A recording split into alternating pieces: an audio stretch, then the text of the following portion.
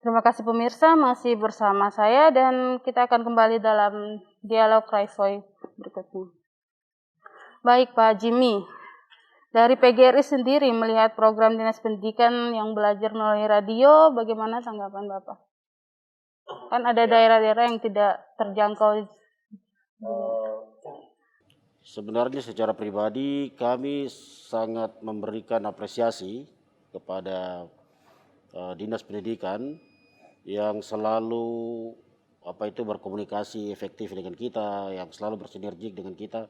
Ketika kita guru-guru merasakan sesuatu di sekolah, di satuan pendidikan masing-masing, ketika kami menyerap aspirasi itu, kami komunikasi dengan Dinas Pendidikan, itu mendapat respon yang sangat luar biasa dan cepat sekali. Dan salah satunya tadi kaitannya dengan proses pembelajaran di masa pandemik ini, ketika kita hanya mengandalkan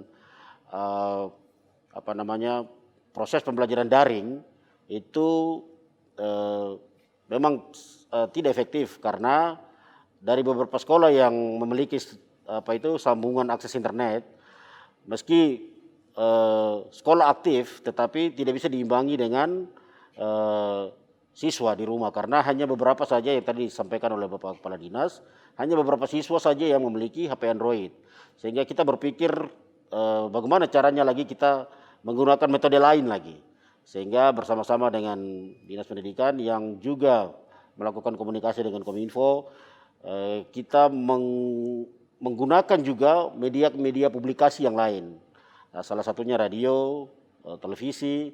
Ini sarana-sarana yang kita anggap bisa kita gunakan untuk melakukan akses pembelajaran dengan menggunakan semua fasilitas publikasi yang ada. Dan dari pantauan kami, para siswa di rumah itu sangat antusias sekali untuk mengikuti acara di Radio Kenembayumba ini. Karena selain kita juga mendengar siaran-siaran itu, kita juga melakukan monitoring ke teman-teman guru yang di sekolah maupun yang di rumah. Itu secara khusus untuk yang radio ini, itu yang khusus jenjang TK, PAUD TK itu mereka sangat antusias sekali. Caranya itu setiap sore itu mereka selalu berada di depan radio. Bahkan yang agak pinggiran yang tidak mendapat akses jangkauan radio itu justru bertanya-tanya lagi kepada kita, ini kenapa kita di daerah yang ini tidak mendapat. Kami senang untuk mengikuti siaran radio ini. Nah, itu juga sudah kita komunikasikan dengan teman-teman di Kominfo untuk bagaimana mungkin ada penambahan daya jangkauan daya siar dari radio itu sendiri. Dan ya, menurut kami ini sangat baik sekali. Juga kemarin kita baru launching yang untuk TV punya. Ya, teman-teman juga sementara dipersiapkan untuk mengajar melalui media televisi. Mereka akan membuat konten-konten mereka sendiri sesuai dengan kurikulum yang nanti berjalan ke depan. Kami juga berharap sebenarnya tidak hanya TV dan radio, tetapi semua media publikasi yang kami anggap bisa kita gunakan untuk menyalurkan proses pendidikan yang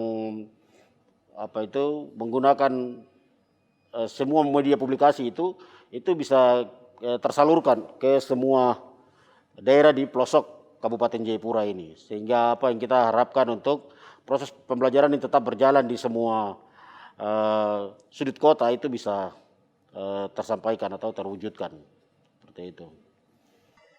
Baik, kita sudah berada di penghujung dialog. Saya persilakan pertama kepada Bapak Protansius untuk menyampaikan saran atau himbauan kepada guru-guru dan siswa-siswa di Kabupaten Jayapura. Baik, kepada teman-teman para guru, tata usaha dan peserta didik SD, SMP, SMA, SMK di Kabupaten Jayapura secara khusus, tapi juga seluruh tanah Papua, bahwa pandemi itu tidak serta-merta menurunkan kualitas mutu pelayanan, tapi juga mutu pendidikan. Kita percaya dalam pandemi ini akan lahir anak-anak yang memiliki inovasi tinggi. Banyak anak dengan situasi pandemi di ruang kelas itu dia capek dengan duduk monoton seperti prajurit dengar. Ketika anak yang karakter seperti itu muncul pandemi itu, dia memiliki kreativitas inovasi tinggi untuk maju. Dan saya percaya setelah pandemi terjadi kita akan melahirkan anak-anak yang pasti punya inovasi tinggi. Oleh karena itu juga seorang guru itu ahlinya, metode, cara, inovasi itu guru itu sudah ahli. Tinggal saja dia kalau sudah memiliki perangkat pembelajaran, sarana prasarana penunjang, dia mau mengajar di pohon, dia mau mengajar di perahu, semua, guru itu ahlinya. Dia tahu betul karakter siswanya. Oleh karena itu semangat bagi para guru. Kami di provinsi akan fokus hak-haknya guru itu harus tepat waktu. Jika nanti gaji terlambat, kepala dinas akan terus-menerus menekan agar proses gaji, tunjangan TPP itu harus tepat. Untuk apa? Memastikan guru itu selalu ada uang di tangan. Untuk apa? Ketika pembiayaan sekolah untuk mensupport dia dalam proses belajar itu lambat, dia punya pegangan ada supaya jalan. Nah, begitu juga para orang tua. Kami berharap ini waktunya. Kerja tidak efektif di tempat kerja, mari lebih banyak luang waktu, perhatian, mari dukung. Mengajar, belajar bersama anak. Saya yakin sekali ada guru yang bisa telepon langsung kepada guru untuk menanyakan, ada orang tua yang bisa telepon langsung kepada guru untuk menanyakan perkembangan anaknya selama masa pandemi. Dan inilah waktunya untuk guru selalu berkomunikasi dengan orang tua. Kepada teman-teman yang ada di wirausaha, dunia usaha maupun lembaga lain, kita fokus memberikan support kepada pendidikan ini penting. Untuk jangan sampai situasi pandemi itu turun drastis mutu pendidikan. Pelayanan pendidikan itu selalu ada, instruksi Bapak Kepala Dinas, walaupun kami libur di kantor tapi tetap bekerja di rumah. Semua kepala-kepala bidang dengan stafnya itu sangat siap, telepon selalu siap untuk melayani. Dan terakhir bagi kami di Provinsi Bapak Kades, kami sebenarnya sudah dari tahun lalu. Kita sudah mendesain sebuah pelayanan secara online untuk pelayanan pangkat, berkala, mutasi dan segala macam itu secara online. Jadi setiap guru ada di Nduga dimanapun ketika dia sudah input database-nya, dia tidak perlu datang urus pangkat berkala di kantor. Dan tidak perlu menunggu kapan, dia hanya menunggu setelah kami jadi kita kirim kembali. Semua sudah kita proses secara online di provinsi. Hanya tinggal, bahkan SKP saja sudah secara online. Hanya tinggal penilaian angka kreditnya saja. Nah, oleh karena itu, proses yang sedang dilakukan ini, terima kasih Kominfo. Ini kami harap khusus untuk Kominfo seluruh Papua. Ini waktunya Kominfo bergerak menjadi tulang punggung bagi kami di dunia pendidikan. Supaya orang di luar sana bicara teknologi maju, Papua ini di pedalaman. Ini kami pengalaman saya bersama dengan teman-teman SIL di atas. Di pedalaman yang namanya di Lanijaya sana, kita sudah pakai namanya tablet ini. Aplikasinya kita kerjasama dengan satu yayasan di Belanda. Mereka di hutan rimba sana sudah pakai aplikasi pendidikan PAUD. Masa di kota ini tidak bisa? Semua bisa. Jadi di Papua ini di pedalaman sana sudah menggunakan sistem jaringan secara online ini. Jadi kenapa tidak bisa? Teman-teman waktunya Kominfo berada di balik itu mensupport kita semua di pendidikan supaya jaringan masuk pendidikan itu tidak tunggu. Tidak tunggu ujian, tapi proses belajar itu seperti PGRI tadi sampaikan. Sudah waktunya kita proses belajar, mengajar. Di Papua ini sudah menggunakan sistem jaringan. Demikian. Baik, silakan Katet. Bapak sampaikan saran dan himbauan pada guru-guru dan siswa di Kabupaten Cirebon. Kita melakukan berbagai program ini semua secara tiba-tiba dan kita harus berusaha untuk program dan kegiatan ini baik itu di radio, televisi, baik juga yang belajar lewat media, handphone, WA dan lain-lain itu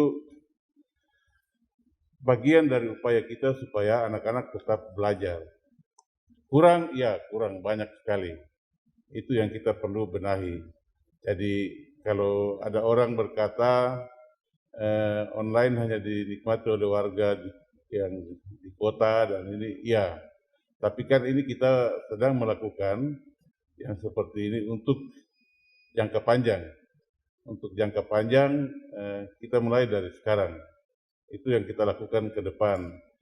Kemudian yang belajar di rumah dengan yang media offline itu, guru-guru datang memberi tugas dan lain-lain, itu juga jalan.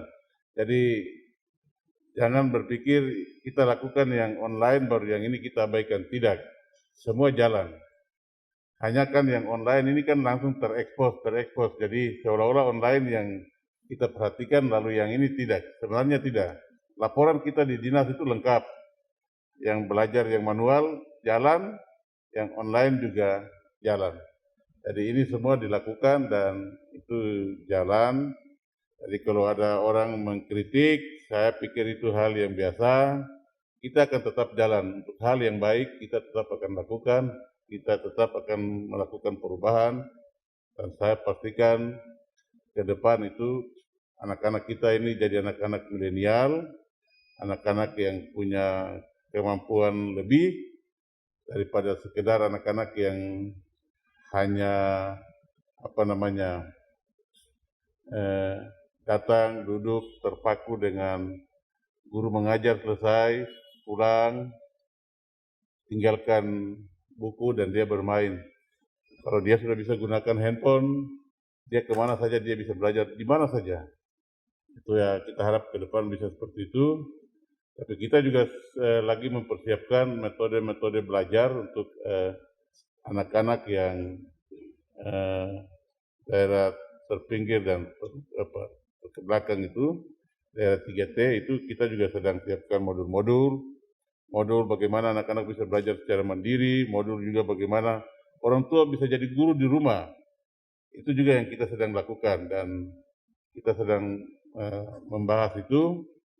Ya, kita juga dapat dukungan dari teman-teman di Dinas Pendidikan Provinsi, juga dari ada UNICEF, INS, PVI, kita semua kerjasama. Mereka juga melakukan hal-hal yang luar biasa, yang sekarang kita lagi bekerja bersama-sama, tinggal nanti kita bagaimana memberikan dukungan dan ini jalan. Yang penting sekarang itu guru oke, orang tua juga harus oke. Oke dalam pengertian orang tua juga harus menyediakan waktu untuk mendampingi anak belajar. Jadi ini sudah bukan masanya lagi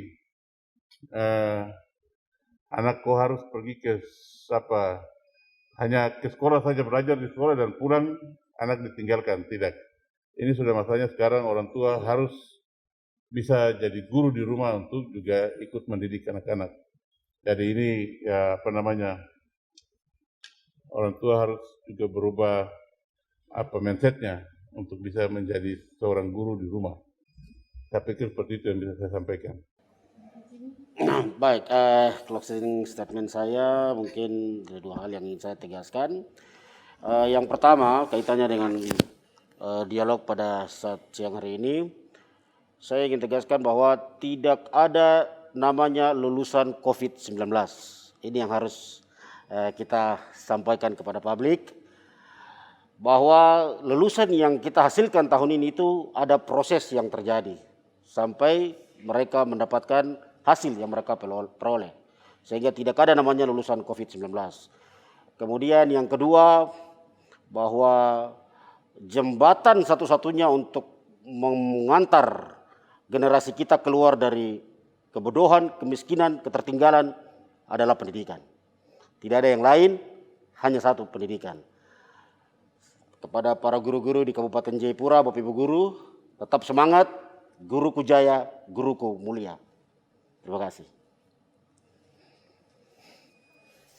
Pandemi COVID-19 bukan alasan untuk kita tidak berinovasi, tetap semangat. Dan apa yang kita bahas kali ini kiranya dapat menjadi acuan bagi kita semua. Bahwa proses belajar mengajar bisa dilakukan melalui banyak hal. baik lewat media massa dan tidak di sekolah saja. Saya Jane Puhili beserta seluruh kru yang bertugas mengucapkan selamat siang dan terima kasih atas perhatiannya. Sampai jumpa lagi dalam dialog Royvoy berikutnya hanya di Sentani TV, media informasi pembangunan Kabupaten Jayapura. Kenambai umbai Reimai, satu utuh, ceria berkarya meraih kejayaan.